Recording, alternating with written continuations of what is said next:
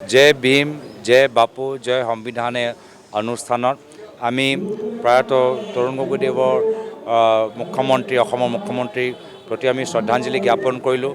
लगते आमार महान पुरुष आमार सुभाष चंद्र बसु महात्मा गांधी और डॉक्टर बाबा साहेब आम्बेडकर प्रतिও आमी श्रद्धांजलि ज्ञापन करी आमी बर्तमान आमार राइजक अवगत करालो जे केनेदरे बीजेपी दल विभिन्न समयत आमार जातिपिता महात्मा गांधीक अपमान करे, डॉक्टर बाबा साहेब आम्बेडकरक अपमान करे।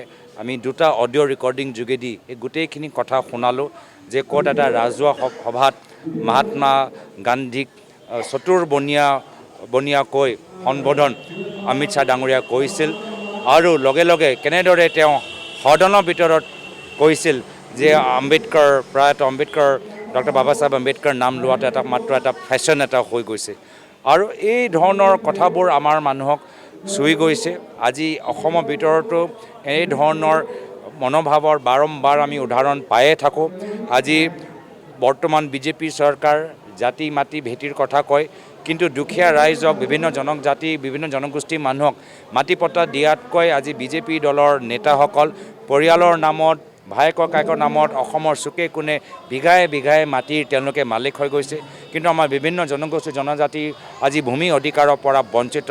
লগে লগে মুখ্যমন্ত্ৰী হিমন্ত বিশ্ব শৰ্মা ডাঙৰীয়াৰ লগত ঘনিষ্ঠ থকা এজন যুৱকে বিজেপি দলৰ নেতাই কেনেদৰে শিক্ষামন্ত্ৰী ৰণোজ পেগু ডাঙৰীয়াৰ বিৰুদ্ধে কথাখিনি ক'লে সেইটো আমিও দুখ পাইছোঁ।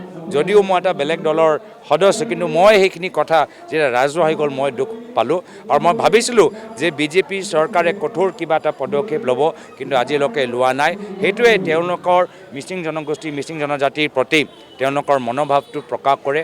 আৰু বহুত এনেকুৱা উদাহৰণ আছে যে সংবিধানত যিখিনি আমাৰ অধিকাৰবোৰ আছে তেওঁলোকে নস্যাৎ কৰিবলৈ বিচাৰে। আজি সাংবাদিকজনে প্ৰশ্ন সুধিলেই আজি তেওঁলোকক জেললৈ পঠাই দিয়ে।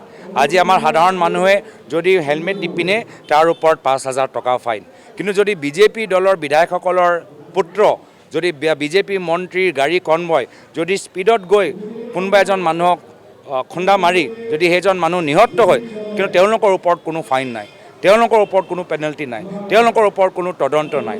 আজি চুতীয়াত সকলোৱে জানে যি পথ দুৰ্ঘটনা হ'ল তাত অসম আৰক্ষীয়ে তদন্ত কৰিব লাগিছিল। স্থানীয় অভিযোগ স্থানীয় মানুহৰ পৰা তেওঁলোকৰ কি অভিযোগ জানিব লাগিছিল। বাস্তৱ গাড়ীৰ চালক কোন, গাড়ীৰ মালিক কোন, সেই সময়ত গাড়ী কোনে চলাইছিলে সেইখিনি কথা বিচৰাতকৈ তেওঁলোকে স্থানীয় সাংবাদিকজনক জেললৈ পঠাই দিছে। তো এই ধৰণৰ যে পৰিস্থিতি পৰিৱেশ আজি ইয়াৰ পৰা মানুহবোৰ আজি বিজেপি দলৰ পৰা আঁতৰি গৈছে আৰু সেইখিনি বুজি পাই এতিয়া বিজেপি দল পঞ্চায়ত নিৰ্বাচন পাতিবলৈ ভয় কৰিছে। গম পাইছে যে পঞ্চায়ত নিৰ্বাচনত মানুহবোৰে সুধিব যে গাঁৱৰ ৰাস্তা হোৱা নাই আৰু PWD বিভাগত থকা মুখ্যমন্ত্ৰীজনে গুৱাহাটীৰ ভিতৰত দামী দামী আদি অপ্ৰয়োজনীয় ফ্লাইঅভাৰবোৰ বনাই আছে, কিন্তু গাঁৱৰ বাগানৰ সন্মুখত ৰাস্তাবোৰ হোৱা নাই। পঞ্চায়ত ভিতৰত সোমালেই মানুহবোৰে ক'ব যে আমি পুখুৰী পানী আমি খাই আছোঁ আৰু মুখ্যমন্ত্ৰীৰ লগত ঘনিষ্ঠ থকা এই মন্ত্ৰী আজি তেওঁলোকৰ নিজৰ এই বিভাগখন আজি তেওঁলোকে ভালদৰে চলাব পৰা নাই।